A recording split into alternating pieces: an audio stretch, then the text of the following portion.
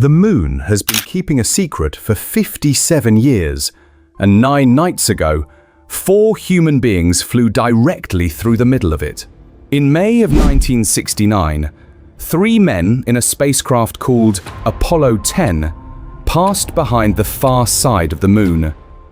Cut off from Earth, no radio, no backup. For about an hour, they were, at that moment, the most isolated human beings who had ever lived. And somewhere in that silence, a sound started bleeding through their headsets. A rising, whistling, almost musical tone, coming from a place where, by the rules of physics they understood, nothing should have been audible at all. They did not report it when they got home. They buried it for decades. And on April 6th of this year, the crew of Artemis II flew the exact same stretch of sky. This is what those Apollo astronauts heard, why they stayed quiet, and what the question becomes now that 4 more people have just come back from the same place. To understand why this matters, you have to understand how strange the far side of the moon actually is. Most people still call it the dark side, but that is wrong. It gets sunlight just like the near side. What it does not get is us. It does not get our radio. It does not get our voices. The moon itself is a solid wall of rock between that hemisphere and every transmitter on Earth. A natural shield about 3,474 kilometers thick. The moment a spacecraft slides behind it, every frequency humans have ever broadcast simply dies. Television, military radar, cell networks, the background hum of a civilization that never stops talking, all of it gone. It is the quietest place any human being has ever traveled to. Quiet, as Apollo 10 learned, is not the same as empty. Apollo 10 was a dress rehearsal. 2 months before Neil Armstrong stepped onto the lunar surface, NASA sent Thomas Stafford, John Young, and Eugene Cernan to do everything the landing mission would do, except the landing itself. Fly to the moon, enter orbit, undock the lunar module, drop it down to within about 15 kilometers of the surface, then climb back up, redock, and come home. It was supposed to be the routine part of a historic sequence. It was not. When the spacecraft passed behind the moon and lost contact with Houston, the onboard recorders kept running. Stafford and Cernan were inside the lunar module, which they had nicknamed Snoopy. Young was alone in the command module, Charlie Brown. And at some point during that radio blackout, a tone started coming through their headsets. Not a click, not a pop, not the ambient static that astronauts had been trained to ignore. A whistle, oscillating, rising and falling. One of the men describes it on the tape as, "Yeah, it sounds like, outer space type music." Outer space type music. You can hear the disbelief in their voices. You can hear them ask each other if they are really hearing it. At one point, one of them says, "Shall we tell them about it?" The other hesitates. "No one will believe us," they say. They did not tell them about it. Not in the debrief, not in the official mission report. The transcripts were eventually declassified in 1973, and the audio went onto NASA's servers in 2012, but almost nobody noticed. It was only in 2016, when the Science Channel built a documentary episode around the recording, that the story reached the public for the first time. When it finally got out, the astronauts were asked the obvious question: why the silence? Why hide something so strange for so long? The answer tells you everything about what being an astronaut in 1969 actually meant. They were afraid of being grounded. NASA had a standing policy that any astronaut who reported a hallucination, an unexplained perception, or any sign of psychological strain could be removed from flight status permanently. A decade of training could end in a single meeting with a flight surgeon. Just one mission earlier, Apollo 9 astronaut Rusty Schweickart had admitted to severe motion sickness in orbit, and he had paid for that honesty with his career in spaceflight. So when three men heard something they could not explain, in a place where nothing should have been audible, they made a calculation. They kept it off the record. They flew the rest of the mission, they came home, and for most of their lives, they did not say a word. The first three human beings to ever hear that sound chose to carry it alone, rather than risk what telling the truth might cost them. Whatever they heard was strange enough that they believed it could end them. Here is a detail that complicates the story further, and almost nobody outside the historical record talks about it. Apollo 10 was not the only crew that heard the whistle. 2 months later, Apollo 11 flew the same path. When Michael Collins was left alone in the command module while Neil Armstrong and Buzz Aldrin descended to the surface, he heard it too. He wrote about it in his memoir, Carrying the Fire. His description, almost word for word, is a strange noise in my headset now, an eerie woo-woo sound. The difference was that Collins had been briefed ahead of time. NASA technicians had already worked through the Apollo 10 recordings by the time Apollo 11 launched, and they had given Collins a warning and an explanation before he climbed aboard the rocket.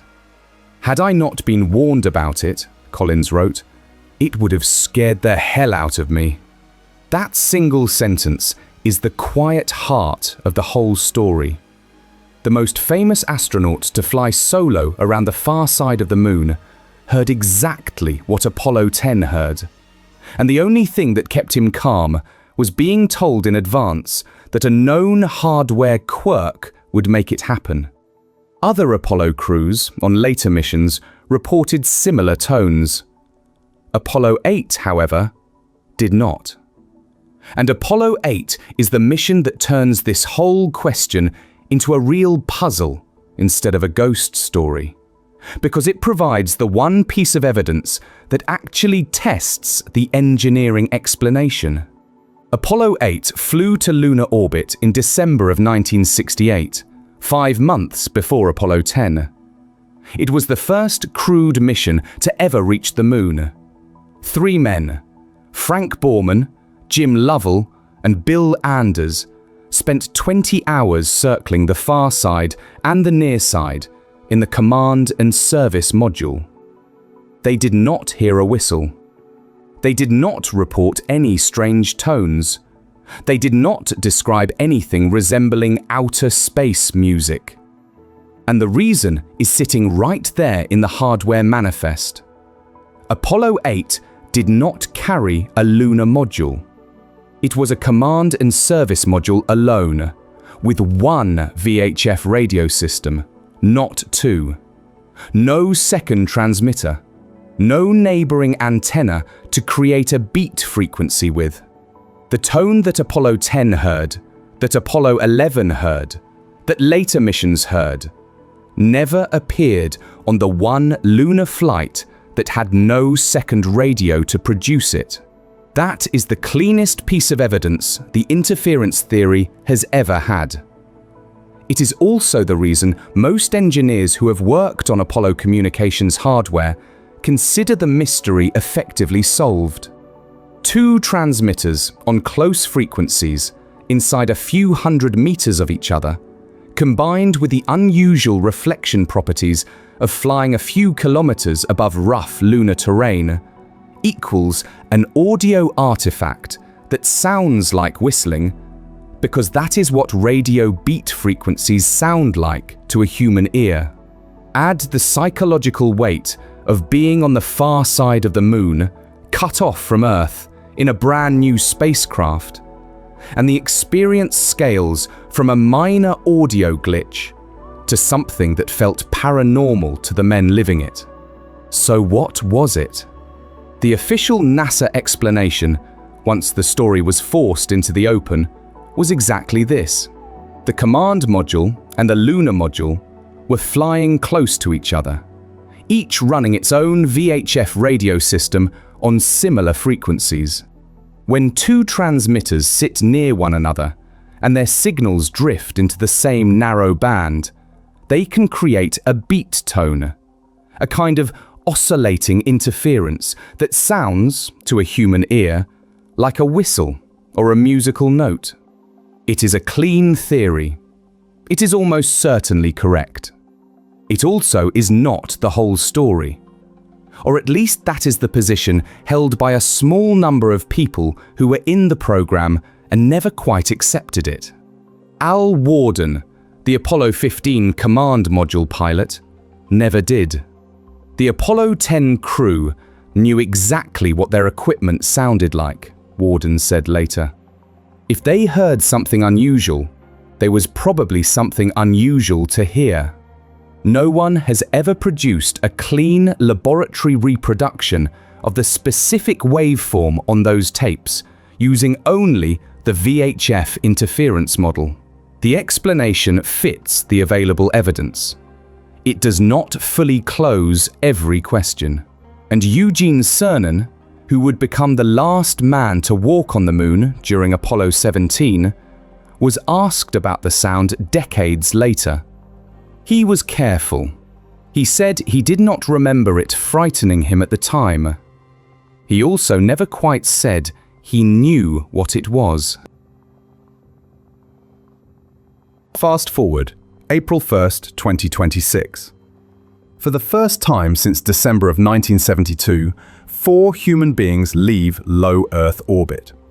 The Artemis II mission launches from Kennedy Space Center with Reed Wiseman, Victor Glover, Christina Cook, and Canadian Space Agency astronaut Jeremy Hansen on board an Orion capsule they had named Integrity.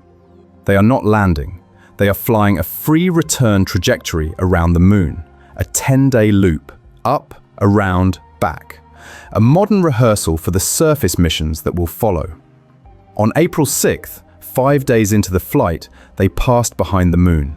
They lost contact with Houston, and for the next several minutes, they drifted through the same silence that had surrounded Apollo 10 in 1969, except they went further. At their closest approach, Integrity came within about 4,066 miles of the lunar surface. From there, on the free return arc, they coasted outward, eventually reaching 4,700 miles past the far side, and a total of 252,756 miles from Earth at peak distance. That broke Apollo 13's old record. It made Wiseman, Glover, Cook, and Hansen measurably the 4 humans who had ever been furthest from home. More minutes of silence than any Apollo crew. More distance between them and every human voice on the planet. If anything unusual exists in that region, they had a longer, quieter window to hear it than anyone before. What they saw in that window, we already know. During their closest approach, the sun dipped behind the moon and produced a total solar eclipse that lasted nearly an hour. The far side, already dark, went darker. And for the first time in the history of human spaceflight, astronauts got to look at the unlit surface of the moon with their eyes adapted to near absolute darkness. That is when they started seeing the flashes. Small, white to bluish white. A millisecond each, as Wiseman would later describe them. About as long as a camera shutter opening and closing. Pinpricks of light, in Jeremy Hansen's words, scattered across the dark regolith below them. Micrometeorites slamming into the surface at tens of kilometers per second, vaporizing on impact, producing brief, brilliant pulses that no spacecraft camera was fast enough to catch. The crew counted at least 6. Back in Houston, when the descriptions came through, lunar science lead Kelsey Young has said there were audible screams of delight from the science team. Nobody had expected the crew to see any. They saw 6. That is what the Artemis II crew has publicly said they observed in the silence. Flashes they could describe and quantify. Data that mission scientists could triangulate against orbital satellite records. Science that future lunar bases will depend on, since a pebble moving at 30 kilometers a second can puncture a habitat wall as easily as it vaporizes on impact. What the crew has not said, at least not yet, is anything about sound. Nobody has mentioned a whistle. Nobody has described a tone. Wiseman, Glover, Cook, and Hansen have talked about the eclipse. They have talked about the Earthset, the sight of their home planet disappearing behind the lunar horizon. They have talked about naming 2 craters on the far side, including one for Reed Wiseman's late wife, Carol. They have said the experience left them in awe. On the subject of the one specific thing their predecessors buried for 40 years, they have so far said nothing. That silence can be read 2 ways. Maybe Orion's modern digital radio systems, which run on completely different architecture than the Apollo-era VHF setup, simply never produced the kind of beat tone that generated the 1969 whistle. The interference theory predicts exactly this. Different hardware, no hardware artifact, no tone. Case closed. Or maybe the crew heard something and has not decided yet what to do about it. The old policy, the one that scared Stafford and Young and Cernan into silence, has officially been retired. Astronauts today are told that anomalous observations are scientific data, not disqualifying events. Whether that policy holds when a specific astronaut, with a specific career at stake, has to actually make the call, is a question NASA has never really tested in public. It took the Apollo 10 crew more than 40 years to speak freely about what they heard. The Artemis II crew has been back on Earth for 6 days. Start with the physics we already know. The Moon sits inside Earth's magnetotail for several days every month, a long plume of charged particles that our planet drags behind it through space.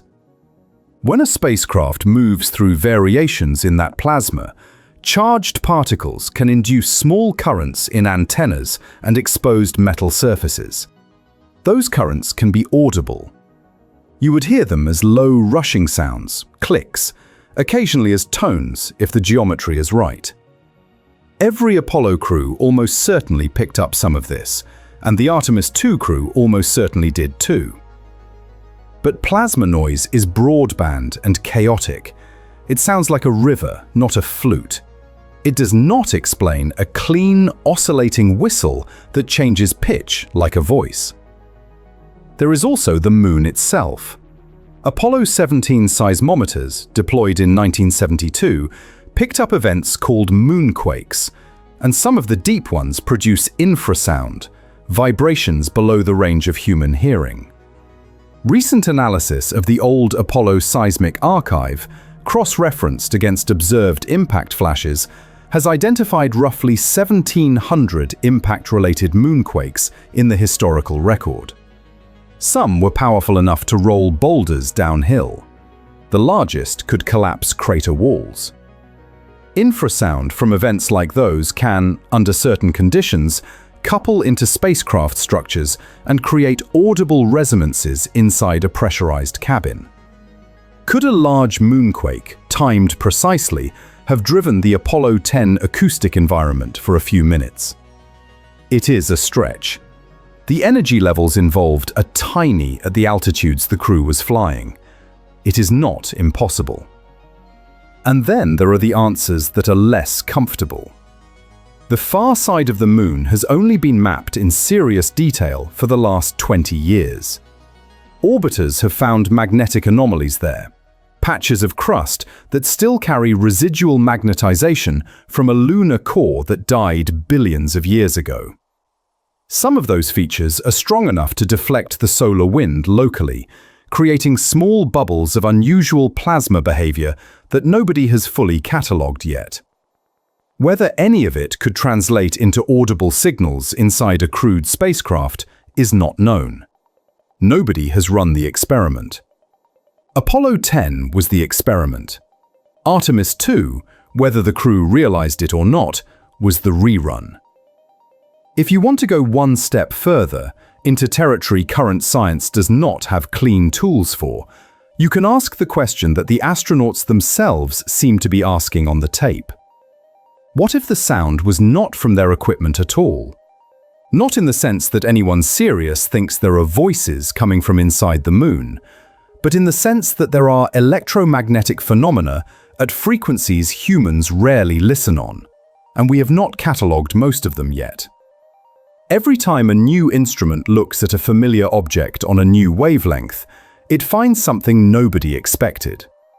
Pulsars, fast radio bursts, the hum of the solar wind hitting the heliopause. Every one of those was, before its discovery, a strange sound coming from somewhere it was not supposed to come from. Imagine being Christina Koch, strapped into a seat inside Integrity, the moon filling your window on one side, Earth gone from sight entirely on the other. The cabin is quiet. The radios are dead. The only voices in the universe within range of your ears are the 3 other humans floating beside you. Below, on the darkened surface, pinpricks of light are flaring and vanishing, each one a rock the size of a fist or a fingernail, disintegrating at 30,000 meters per second. And somewhere in that silence, maybe, a tone starts. Rising, falling, steady enough to notice, strange enough that you look at the person next to you to see if they heard it too. That is what Apollo 10 described. That is what Apollo 11's lone occupant heard and wrote about in a memoir. Whether it happened again on April 6, 2026, is something only 4 people on Earth currently know, and they have not said. There is a reason this story has traveled. It is not because anyone serious thinks the moon is haunted. It is because it touches something honest about what exploration actually feels like. We imagine our astronauts as technicians with perfect equipment, armored in procedure, shielded from the unknown by checklists and training. The real experience is closer to what Stafford, Young, and Cernan lived through. You go somewhere no human has been. Your equipment does something you cannot explain. You have to decide in real time whether to trust what you are hearing or to trust the system that trained you to doubt it. Whatever you choose, you live with. The far side of the moon is not the darkest place humans have ever been. It is the quietest. And quiet has a way of surfacing things that noise hides. Integrity came back carrying the most sophisticated recording equipment ever flown past the moon on a crewed mission. Its data is now being pulled apart, frame by frame, byte by byte, by engineers at Johnson Space Center. Whatever the crew heard, or did not hear, is on those drives. Whether any of it makes it into the public record depends on what the mission analysis shows, what the astronauts decide to say, and what NASA decides to release. Maybe the archives will come back clean. The VHF interference theory will finally be confirmed, 57 years late, by the absence of the same tone on hardware that cannot produce it. That would be a quiet scientific victory. The kind that rarely makes headlines, but closes a case that has been open since Cernan whispered about outer space music into a voice recorder. Maybe the archives will come back with something instead. A signature that does not match any known source. A frequency nobody predicted. Something that sends engineers back to the 1969 recordings with new questions instead of old answers. Maybe Wiseman, Glover, Koch or Hansen, weeks or months or years from now, will be asked the question directly in an interview and will answer it honestly. Maybe they will say exactly what Cernan used to say, which was nothing in particular, delivered with a careful look. We built a narrative decades ago about what it means to go to the moon. Triumph, technology, mastery, flags and footprints. That narrative has always had a quieter counter-story running underneath it. One the astronauts themselves mostly refused to tell. They were not just visiting a dead rock. They were dipping into a place that did things they could not always account for. Equipment behaved oddly. Instruments picked up signals. Headsets played tones that did not match the engineering diagrams. Micrometeorites punched brief, bright holes in the darkness below them. Most of it got filed under noise. Most of it got filed away. Some of it got passed, crew to crew, as whispered warnings from one lunar traveler to the next, the way Michael Collins was told before he went. Now, for the first time in more than half a century, 4 humans have just returned from that same stretch of silence with better microphones than any crew before them.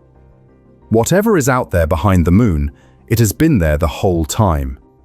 We just stopped listening for about 5 decades. 6 days ago, we started again. And if the pattern holds, whatever those 4 people actually experienced in their quiet hour behind the moon, we will not hear all of it today. We may not hear all of it this year. We may have to wait until one of them, a long time from now, decides it is finally safe to say.